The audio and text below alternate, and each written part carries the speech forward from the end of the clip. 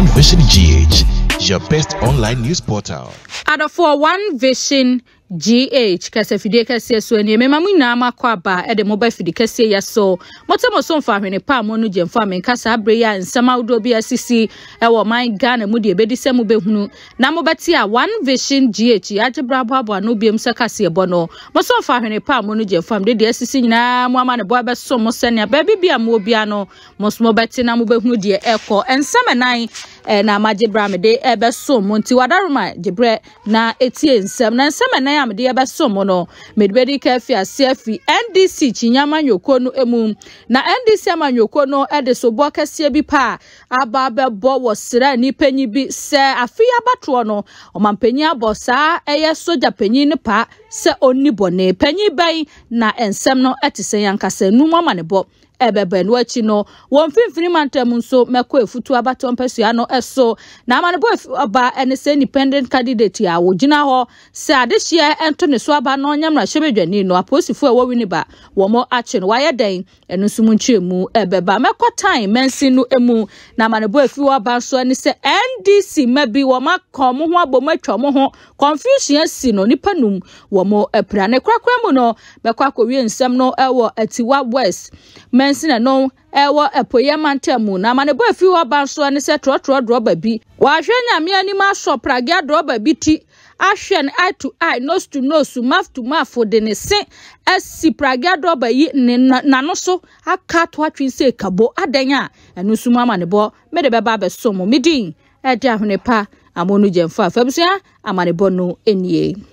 Adesha Mission na said the Free National Democratic Congress NDC Chinyama Nyoko the main opposition in the Republic of Ghana eyezu eyezana NDC amanyoko no de soboka siebi aba bebo soja panyi bi se afia ba ye ba beto no nanado danko akufado eni penifo bi atena se a plan se wo mo ebema basabasa ye asini titru wo mpatemu a NDC amanyoko wo mo ewa titafo pa enunti no wo mo edikan abeka ama omampanya hu se de wo ye lie ne hyehye ni gina no wo mo eya wenti Ghana fo ye so anya dansefo ewa asemi mu se kobasa ba ye beto no basa ye bi esia eyo mampanyi na woni wosra ni panyi wo mo adwene ho a wo mo amasa basa ye no asi no sra ni ben. According to NDC National Communication Officer Lawyer Sami Jemfi, what say womo first hand information I say nanado danko akufo Ghana mampeni ene Brigadier General Michael Opoku wono ena eye General Officer or Command Central Command of the Ghana Forces womo Atenase akeka adwea bomu anyame adoma aba ye beto no womo ebe koso commotion confusion all the shinfi se 2020 de si ye nipa wuye no anko ankosi aga Lawyer Sami Jemfi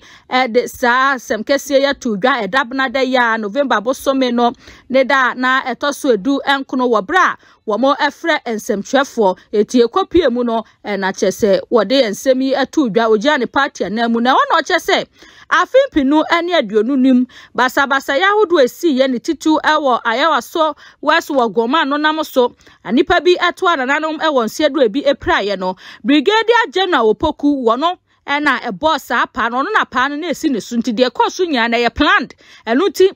na besi enne omampanyini na bantimi nchi nipa ba kokra ewo sa asem no eho Brigadier General Opoku o play major role pa na afi so no sa pepe no mo information o mo ekura ne chese wo mo esa ba ba yenti no according to Lawyer Sami Jemfi wo chese Brigadier General Opoku sesi ano ni dibra wo ewo Ghana Forces mu no eya katua 2020 adwuma oyema nanado danko akufo ado no ena omampanyi eto onaye ni post mu na chese ni position o sesi as commander of the Central Command of the Ghana Forces no sida bageni na chese ye we ma me wo ye wi amema wo se me ye wo se no eno na ye de eda na se Lawyer Sami Jemfi kire ya kire se sesi anom osra ni panyi ne yire ne ma ewo UK womo eto eno no te Ghana na chese wo sesa ne omafo afo aso eno ti womo kama Brigadier General Opoku ate se sa plan na omampanya sanso afre no e de ahye ne nsa se onkosi confusion no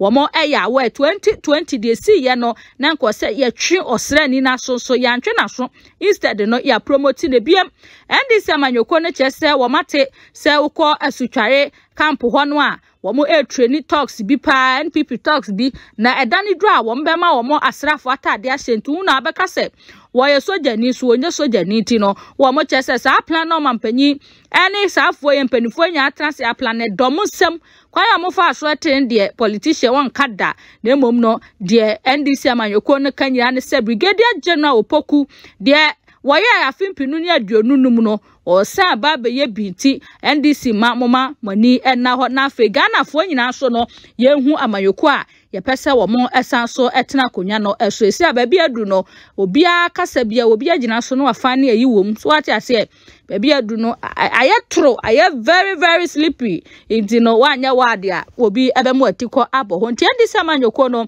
de wo mo ede aba betwamu eno no nti this time round no womo de sobo no every isi so I say this time round I say mama je mensa yantini din bebre ewo edwumadie na say this time round no yete wo mampanyi din pa na fa brigadier general abusia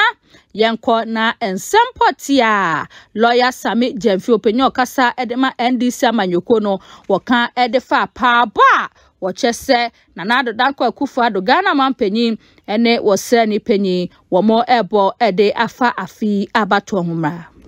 The General Officer Commanding of the Central Command of the Ghana Armed Forces, and is the subject matter of today's press conference. Per our intel, this man is the master brain of the MPP's evil election rigging plot. Now, as I said, I want to repeat for emphasis, the name of this man must ring a bell to Ghanaians, as he is a person who masterminded the mayhem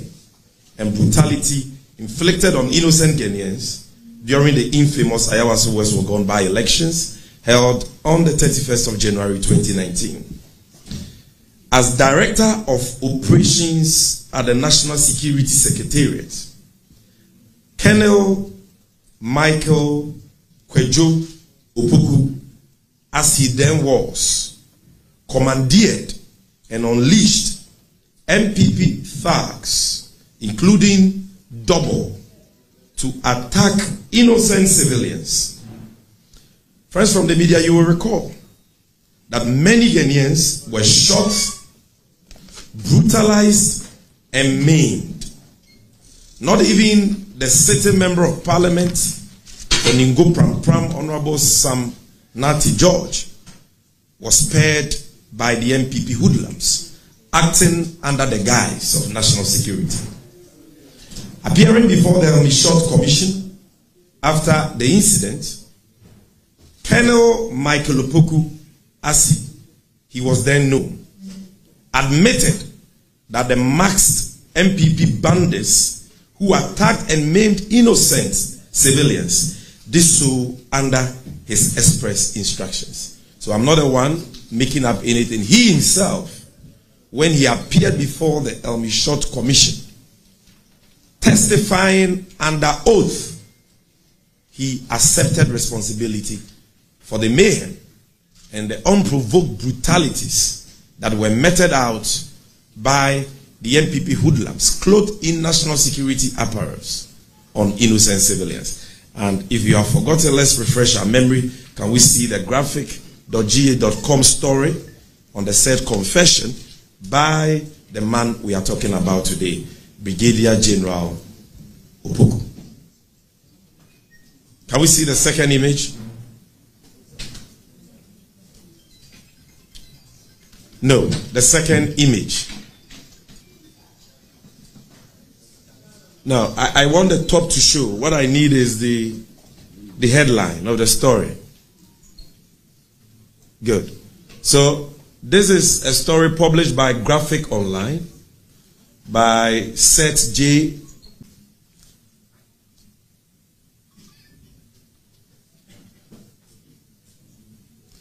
In his current position, Brigadier General Opoku has been mandated by President Akufo-Addo to take charge of a well-crafted scheme that has been designed by the MPP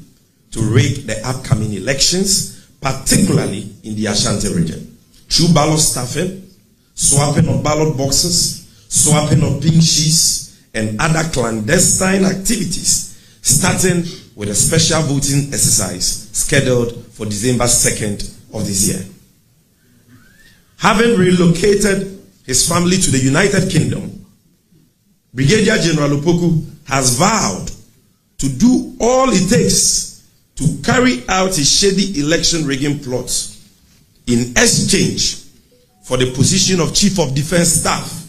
in the unlikely event that the MPP wins the 2024 elections. So for him, it's personal. And those who know him will tell you that he openly brags that on December 7th and December 2nd, they will kill MPP supporters like flies. NDC supporters like flies. Ladies and gentlemen, the NDC has received reliable intel to the effect that Brigadier General Opoku is responsible for the training of MPP thugs at a Sutuare military camp and other places. And he plans to clothe these bandits in military apparel to unleash violence on NDC agents, supporters, and innocent civilians on 7th December 2024 and 2nd December 2024, the special voting day. The NDC acknowledges and commends personnel in our security agencies who work tirelessly to protect our dear nation and are determined to protect the votes of suffering Ghanaians. Let me repeat this for emphasis. The National Democratic Congress acknowledges and commends personnel in our security agencies who work tirelessly to protect our dear nation and are determined to protect the votes of suffering Ghanaians. Sadly, unlike the many professional and noble men and women in Ghana's security agencies, Brigadier General Opoku has turned himself into a rabid MPP functionary who openly mobilizes funds from businessmen in Kumasi for the new patriotic party. Per our credible intel, Brigadier General Opoku's residence in Kumasi is currently the storage facility of weapons, illegally printed ballot papers, military apparels, and other election materials, which the MPP intends to use to execute this dastardly and subversive agenda. When you hear Akufo-Addo says that he will never hand over to President John Dramani Mahama, even though he knows that should elections be held today, he will emerge victorious. This is their plan. This is his hatchet man, positioned to unleash yet another violence on innocent civilians so that they can subvert the will of the people. Ladies and gentlemen, in Brigadier General Michael Opoku, we have an officer with a notorious track record unbecoming of the command he holds. This devious character carries the mayhem and brutality he supervised at Ayawaso West Wagon as a badge of dishonor. A person like him has no place in the current environment where Ghanaians are calling for violence-free elections. Given his history, we in the NDC call for his immediate removal from his position as General Officer Commanding of the Central Command. And miscreants like that should not be allowed anywhere near the security architecture for the impending 2024 general elections. The NDC wishes to serve notice, and notice is hereby served, to Brigadier General Michael Opoku and his ilk in the new patriotic party, that we have them under our radar, and we will continue to monitor them with eagle eyes. This time around, he and his ilk shall not succeed. Violence cannot and will not win the MPP this year's election.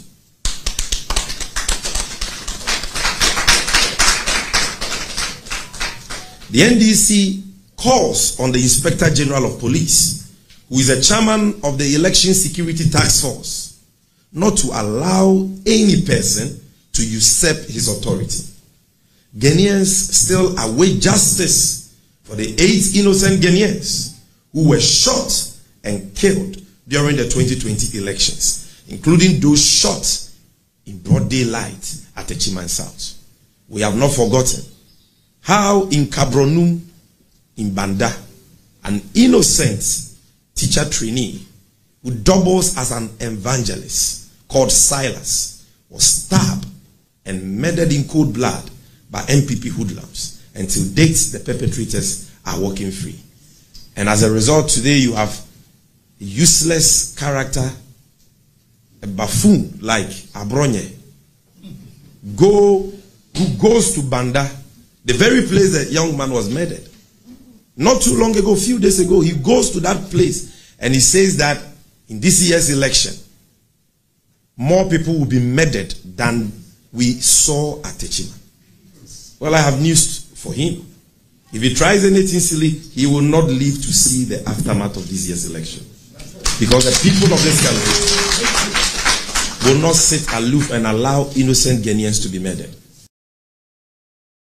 Abusiame sign so Emma Makwa Babia Mutuedia from the horse's own mouth. Aye, lawyer Sami Jemfi Penya Wakasa dema NDC Chinyama Yokono ni ekoti eninsem ni bi nsam no ewa pa ewa. Nenso kakre betimi atwa ama mwate enono nti hyiamudi ekoso ewo NDC headquarters no ewa dabraka ewo nkramantemu no dwumadie no ni tituru pa no de enti omufre dwumadie no na yekoya yekokotie ye no meto akase aba no so wonfinfini mantemu na yenko efutu abato mpesua no eso amanebo afi oba NSA independent candidate bia ono egina se adehye we efutu wo monto abama no na wonko gina omanemu wo mrahye bedwafie mpri tumi emra efutu abato mpesua no eso no amanebo abetodwa ne sei aposifo ache no Winneba Divisional Police Command no wo mo ache era Louisa Boaben amanebo ache se da wukwada ya November bosome ne da etoso aduonu ya sabre no kra no na Louisa owo court dem ho na nka posifo kwache no nenso no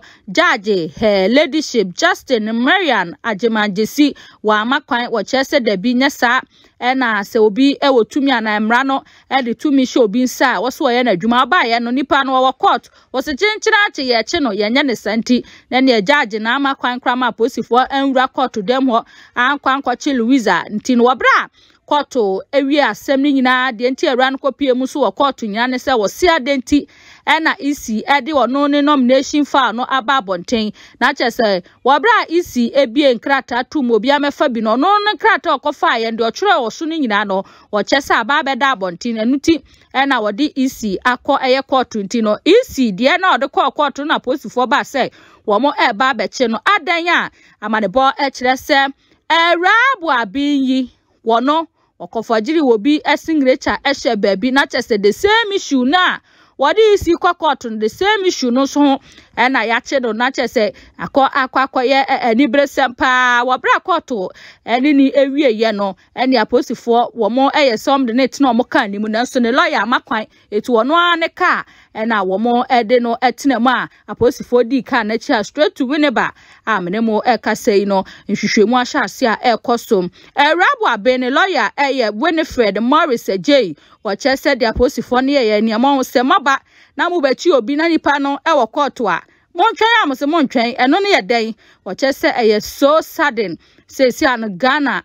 rule of law any to me amebi mo akwakodu senti wonu so be na famu de bia said de be ya wo mo ebetimi edi nkonimu de si ano woni munyamfo afenyo Markins ene Dr. James Kofi Anan na epre wo hod dindin a chese enya semkwe 20 era Louisa Boaben ono so na kache de enya efi ho no sabre wo media we a politician na ho ba asem a na chese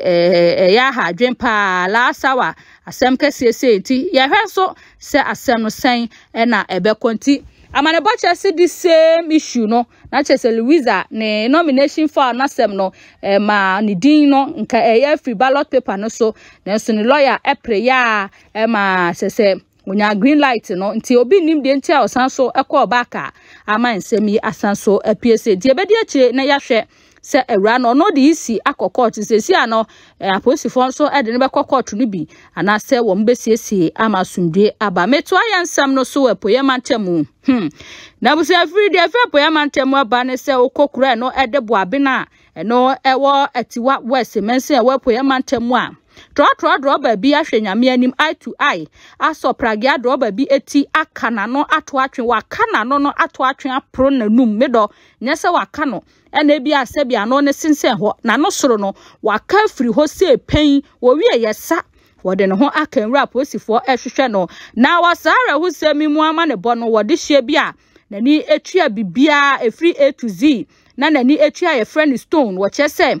Woko eye mpatam ho na chese tiwa kwa bene ne mpatam a pragiafo no wo mo ene trotrofo ne nka kra no kra de nya honko a fi se wo hwe eye pragia na ebo ne wo fom etimpempi na ne uba domi ha se ya da bia trotrofo no wo mo ne pragiafo no kun fi se pragia no so no enche na ye ma eti wo ya na wo kọ ebo no so wo fom enti ama distension aba eye patam a pragia eye adwuma ne no ena stone no chese passengers bi egu kwan ho na pragia driver ne yese okwakofa omo ehwa na trotro driver ne ye fast overtaking na okokofa passengers no eti enu ani omo tokwa na hyase ani we toma ne yonko we toma ne yonko saa mema omatesi abonten a omo ekon mu ya ne se kabo trotro driver yi we ya mebo wo so abrantie yeti ode ne simienu yi ani open ne mafo wode soro no hye mesoro no so no busua yenya enu se dia ya no na soro no etie no ya no pepepe ene upper layer na lower layer na so layer soro ne de no emu edunti e ka otumu se ano aba ene wo bo mode cap chese epro na numu eto abrante na no eto form apua e ba sa no moja nyu abrante nti amane bokra chese wo twahwe kakra yade ne kodu asupiti adokota se hwe Just 3,500 Ghana cedis asem kese say 35 million. Abrante ne se me kofa no he no tiesi ano omosan so de adesraba bonten sa abrante ne hia 3,500 Ghana cedis na wo de akwakosie na no ntieni se ye betwa ne ba bi de atare ho so mbeka na no abomu o akoyare ho sem ye pa eti wokọ kwa bena no wo atiwa west mense na wepo ye mantemu a trotro droba ene pragia droba mo de abom ekowi ase trotro droba waka pragia droba na no se tenti ano no na da form ho na buzua menim se mfoni no muhu dia ade bi e da form no ya no nipa no eno no na sede abrante no wopra no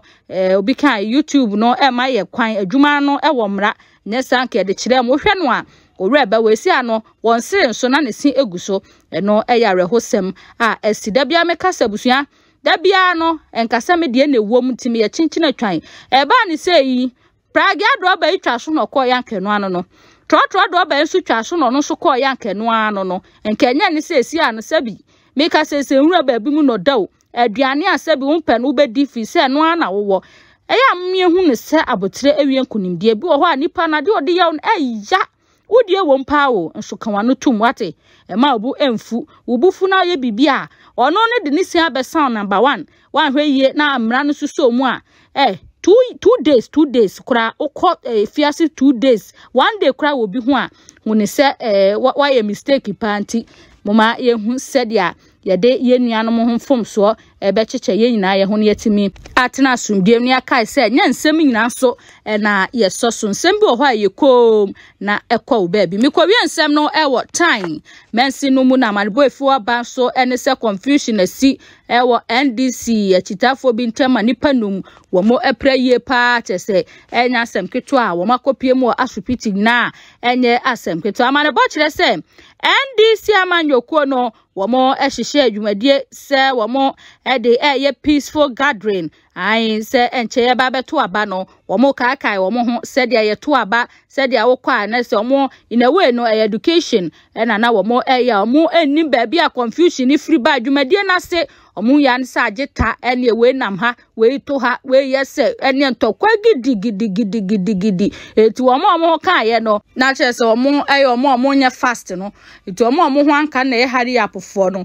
ntokwa ne etise ya na wa ye fast untimi nkwa American kwa na wakobi nti wo hwa nipa num no womo na womo antimi anje womo ho a mene mo ka sei womo ho akanti nipa enum na mane boche se wo basabasa ya asi wo NDC fo dwumadi ase e wo tan no womo epraye pa ye besre ede no mienu miensa na akofa asem aba se NDC fo bompanifo bi sobo eti eba ne sei so a na omatuo machitafo no so efo se abato nye ntokwa se bi wo ware oba kra na oba ne se me wo party A na wo party B no nche se bi wo yire no aduane a wuni wo bedi ni pepepe enu ti sa na yehu ye ho se wo A a eno nche se metanfo eno wo kompatam ba bi a party A fo aduane party B fo ento Party B for fie, party A for enwura. Ba ware sem kra na wunyi no kwa ya kacho se fie wei. Womo eye party A for enti no memu be ma na emu oba kra be se opa enko ha ho na ware na nyina so kwadu sa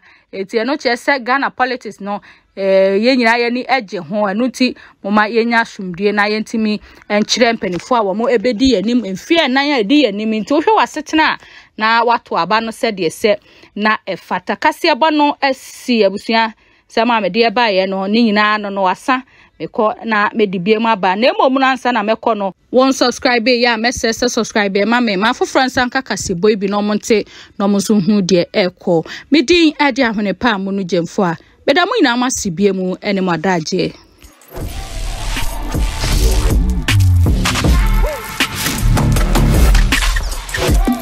One Vision GH, your best online news portal.